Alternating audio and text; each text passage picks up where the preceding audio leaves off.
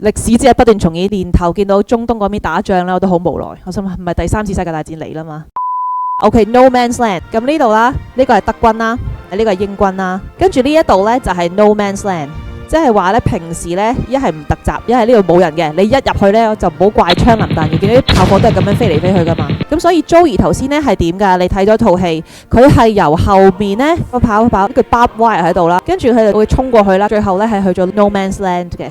咁呢度咧就有人救佢啦。其實好危險嘅，話明係 No Man's Land， 你入去就冇命㗎啦。咁佢哋兩邊就分別派一個英軍一個德軍去講數啊嘛。咁所以佢哋兩個都係付出生命危險去救 Joey 嘅。嗰個 theme 咧就係 The Futility of War， 打仗有冇用啊？打仗係解決唔到問題㗎。